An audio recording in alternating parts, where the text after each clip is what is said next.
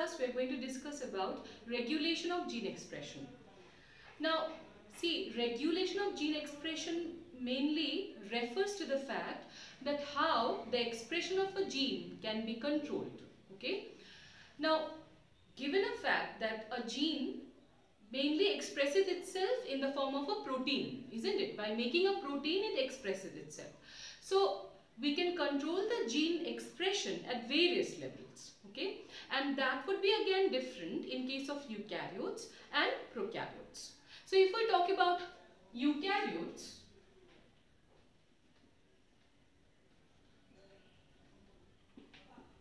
then the eukaryotic gene expression can be expressed or it can be regulated at 4 different levels, like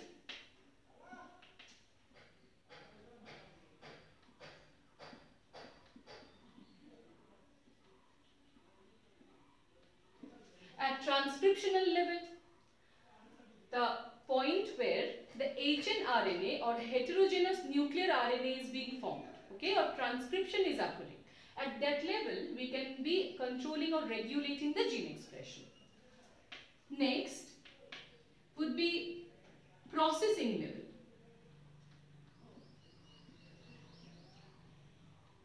That means when that hnRNA is going to undergo splicing to form a functional mRNA. You already know that the hnRNA has to undergo separation of the introns from the exons. That's what is called splicing. So at the splicing level also we can regulate the gene in case of eukaryotes. The third is transfer of functional mRNA from nucleus to cytoplasm. Because when the mRNA has to be finally converted into a protein, it would require ribosome, and the ribosomes are in the cytoplasm. So it is at this level as well that the gene can be regulated. And finally,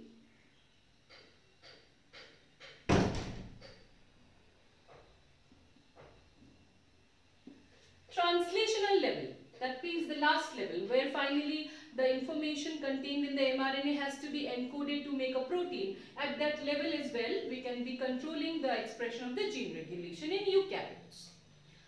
But in case of prokaryotes, if we talk about now,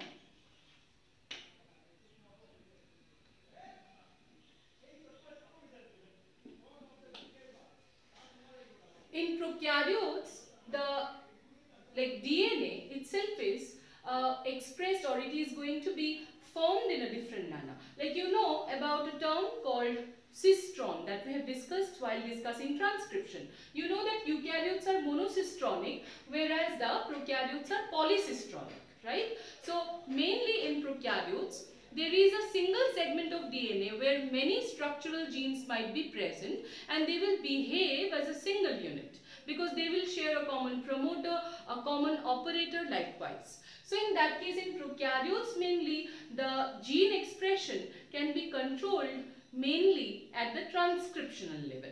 At the transcriptional level, we can control the gene expression for prokaryotes, because here many structural genes will remain together as a unit and they will behave as a unit, and we will call this unit to be operon. Alright. So how it is going to be expressed at the transcriptional level?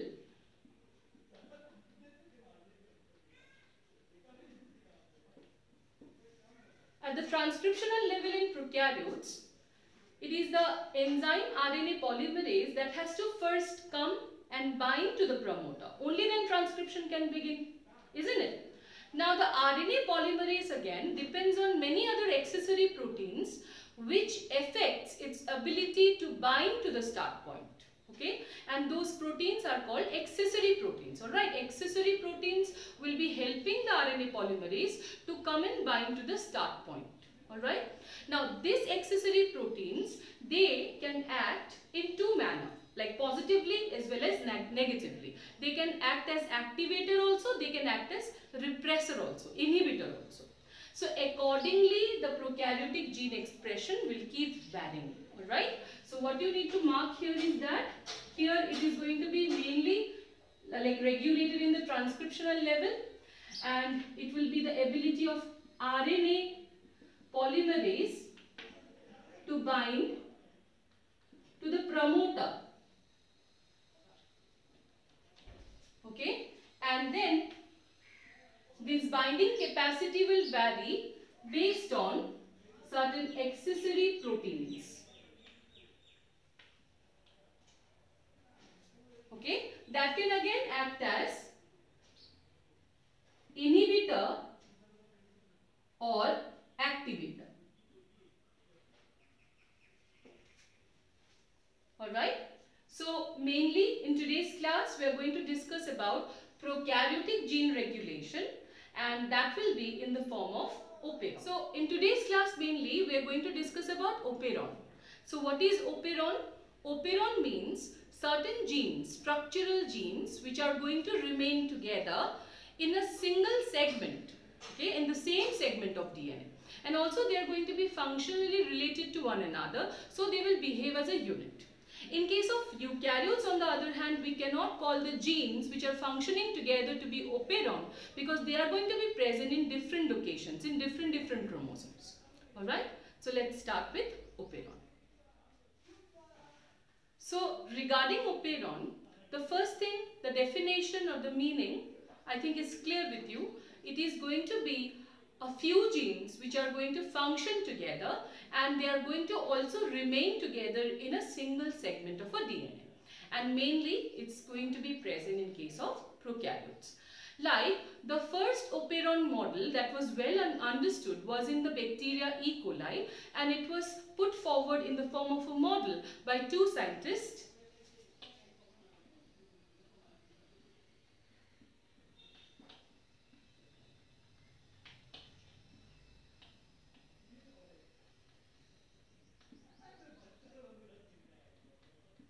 Francois Jacob, who is a geneticist, and Jacques Monod, who is a biochemist. Alright, so the first model of operon that was well understood was in case of the bacteria E. coli, and we call it lac-operon, where lac stands for lactose. Now before we move on to lac-operon, we discuss lac-operon in details, you must first know about the basic structure of a operon first. See, so operon means group of genes in a single segment of DNA which functions together.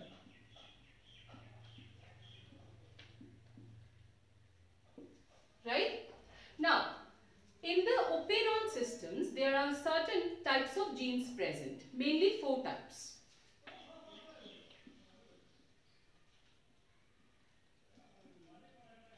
Regulator gene, operator gene, promoter gene, and of course, structural gene.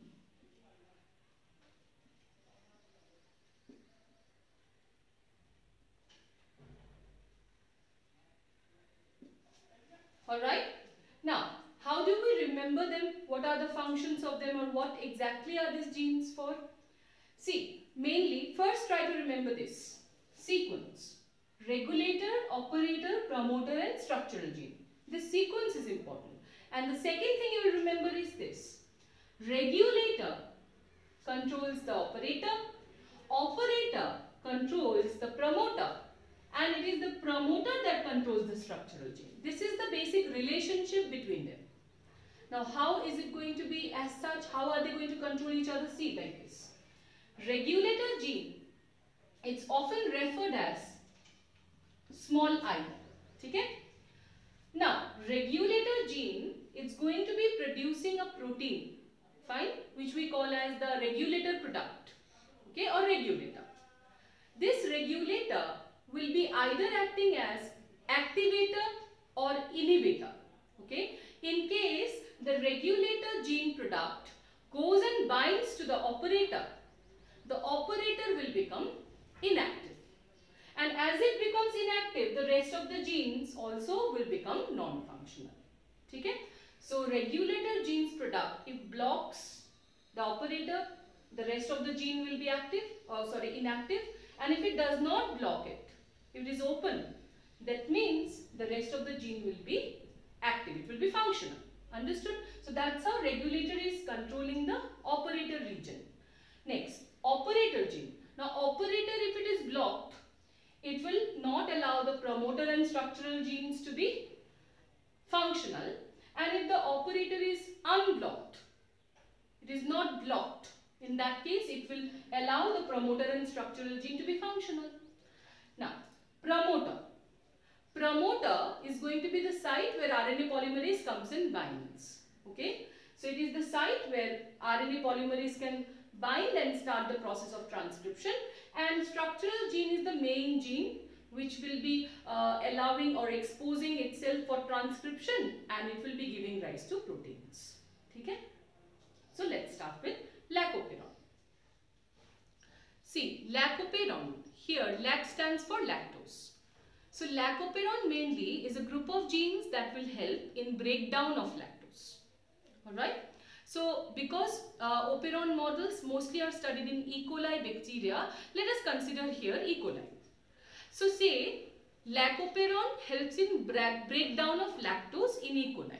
Okay? Also, here is an important point for you to remember. Because lacoperon helps in breakdown reaction, we can also call lacoperon to be a catabolic operon. Alright? See, now regarding lacoperon, as I told you, it's going to break down lactose as a carbon source. Now for most organisms or in E. coli, the preferred source of carbon is glucose.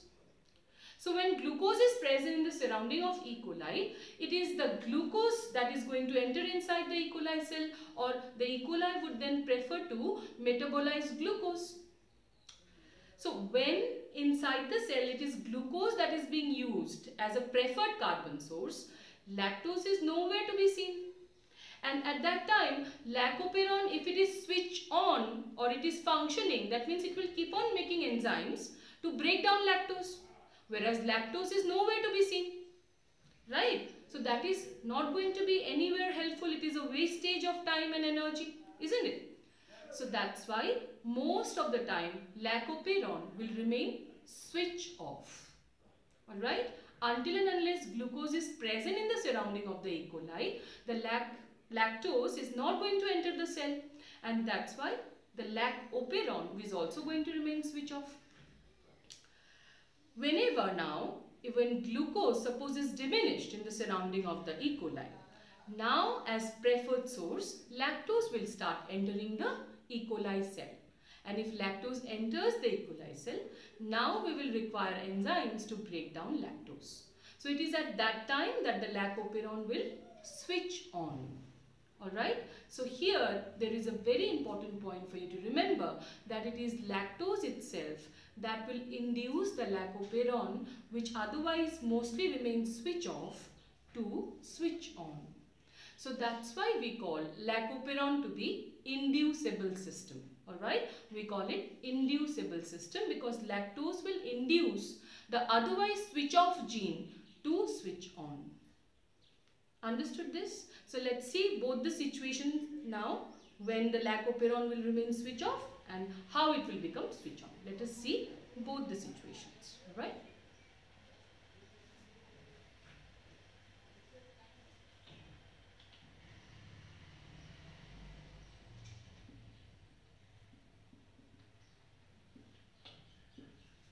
First, as it will mostly remain switch off, let's see what will happen or how, in what condition it will remain switch off. Say this is the lacoperon gene. Okay? It's a single segment of a DNA containing all the genes. lined up together: regulator, operator, promoter and structural gene. Promoter, P here means promoter, I of course is regulator, again a promoter, then operator. Finally, there are 3 structural genes associated with lacoperon. That is structural gene Z, structural gene Y, structural gene A. So this is the entire lacoperon. So this is the promoter to the regulator, this is the promoter to the operator. Promoter means the site where RNA polymerase will bind for transcription to occur. So see, when the lacoperon remains switched off, the RNA polymerase binds to the promoter, and that's why it is able to successfully transcribe the regulator gene. As it transcribes the regulator gene, the mRNA formed will be translated into a protein and we call it the regulator. Regulator is active, so it will go and bind with the operator. So the operator is blocked. As soon as it is blocked, the promoter or the structural genes cannot be functional anymore. The structural genes cannot be transcribed, and of course then the lacoperon will become switch off. Okay? Now let's see what will happen or how the lacoperon will become switch on.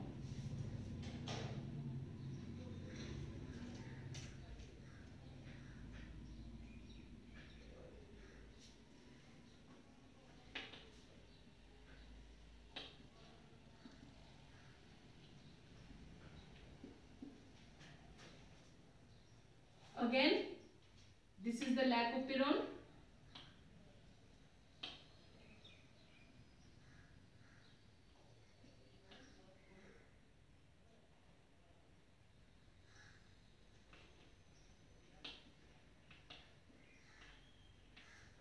Alright.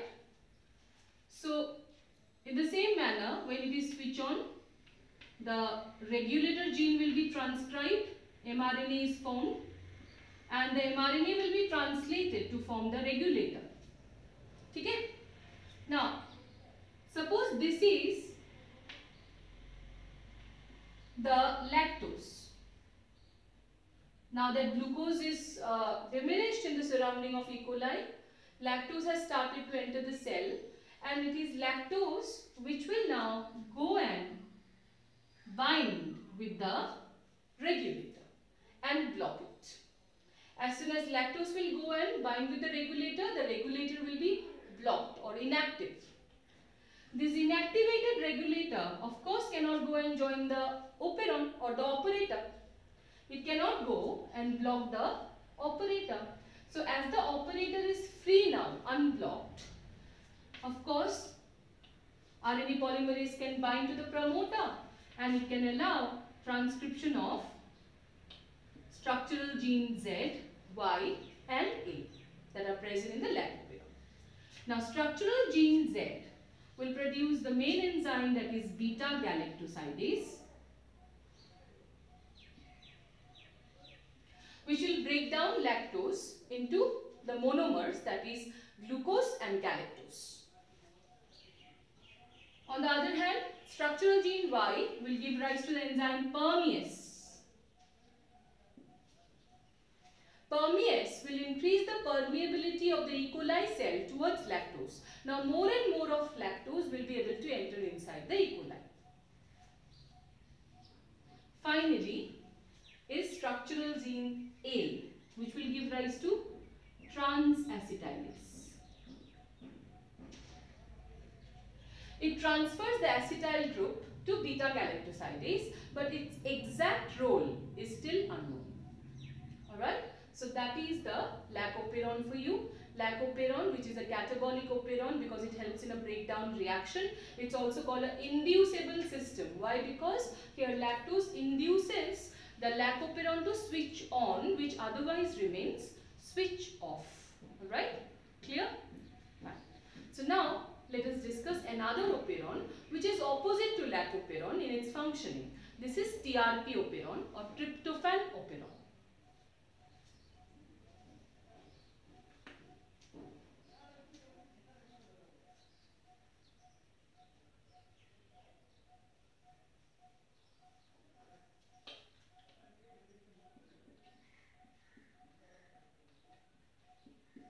TRP operon. So TRP operon, here TRP stands for tryptophan, which is an essential amino acid. Now you know that whenever translation occurs inside the cell, first step is the activation of amino acids, because the amino acids will act as raw materials, right? So TRP or tryptophan being an essential amino acid, of course it will be required every time protein synthesis occurs or translation occurs, right? And because of that, inside the cell continuously all these essential amino acids have to be synthesized, right? So there has to be biosynthetic pathway for all the essential amino acids going on continuously inside the cell, right? So TRP operon is a group of genes which will allow the synthesis of tryptophan, okay? Like in lac operon you have learned that it will help in breakdown of lactose. TRP operon will help in synthesis of tryptophan. So because of that we can call tryptophan operon to be a anabolic operon. Alright? Fine. Now see, because tryptophan will have to be continuously present inside the cell, always the tryptophan operon, which has to synthesize tryptophan, it also has to remain switch on in the cell all the time, right? It cannot remain switch off. It always has to make available tryptophan in the cell. So it always have to keep functioning, or it always have to keep itself switch on, right? But now suppose tryptophan is added to the medium of the E. coli. Where E. coli is growing, there I have added artificially tryptophan. Ready-made tryptophan is made available to the E. coli. So from the surrounding, if the E. coli starts taking up tryptophan, okay, or sometimes also suppose in the cell, tryptophan has accumulated, too much of tryptophan has accumulated, okay. So at that time, when too much of tryptophan is accumulated, or the E. coli cells are getting ready-made tryptophan, if I give you something ready-made, will you still be going for making it unnecessary? It will become unnecessary then, isn't it? I already have given you something ready-made. You would of course not go and make it again, irrespective of you having it, right? So when in the cell of the E. coli, tryptophan has accumulated too much, or it has been added to its medium, at that time tryptophan being available in so much of quantity, no more tryptophan synthesis will be required, right? So it is at that time that tryptophan operon will get switch off. So it is a very important difference, you see. Lac operon mostly remains switch off. When lactose is present and glucose will diminish, it will switch on. But in tryptophan, here the operon will most of the time remain switch on, because tryptophan has to be continuously available. But when tryptophan will accumulate or it is artificially added to the medium, only then TRP operon will switch off. Alright? So here tryptophan itself, when accumulating, it is accumulating in the cell, it is allowing the tryptophan operon to switch off. That's why we call it a repressible system. Very, very important. Lac operon is an inducible system. TRP operon is a repressible system.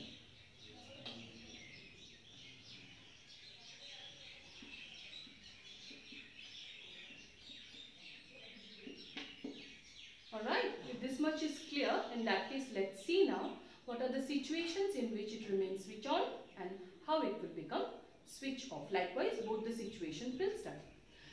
First, let's see when, because it is going to remain switch on mostly, so let's first see how it remains switch on.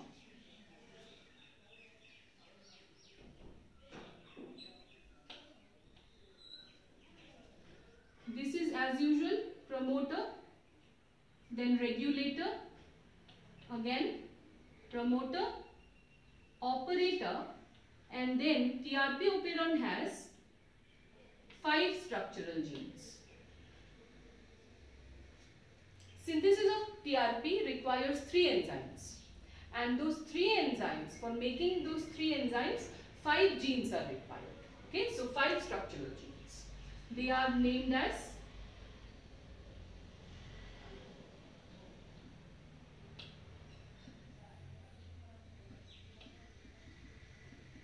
A, B, C, D, E. So now, when the RNA polymerase binds to the promoter of the regulator gene will be transcribed. This is the mRNA. The mRNA will be translated into a regulator product. This time we will call it aporepressor. Aporepressor is already inactive. Because it is inactive, it cannot go and block the operator. If it cannot block the operator, then of course structural genes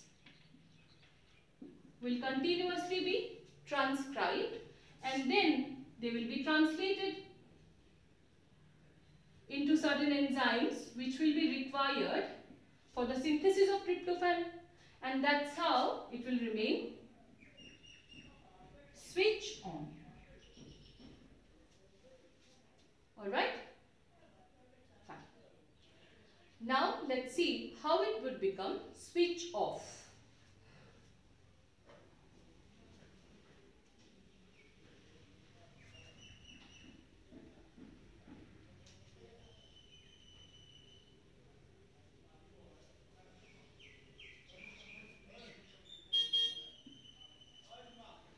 Now, while it has to switch off, the RNA polymerase binds to the promoter of the regulator, and as usual the regulator will be transcribed and then translated into the aporepressor. Now, because while it has to switch off, the tryptophan has already accumulated in the cell, right? Or it is available in the medium. So now, tryptophan being available, suppose this is the tryptophan. Tryptophan here will be termed as co-repressor. This is aporepressor and this is co-repressor. Both of them will combine together. That means aporepressor and co-repressor will combine together and form active repressor. An active repressor, of course, can go and block the operator. And as soon as the operator is blocked, now no more the structural genes can be transcribed. So in that case, this operon will become switch off. Alright. So we have discussed 2 operons today, lac operon and TRP operon. Both are exact opposite to one another. One was catabolic, another being anabolic. One is inducible, another is repressible. Hope today's class is clear to all of you. In the next class, we'll start with Human Genome Project. Thank you.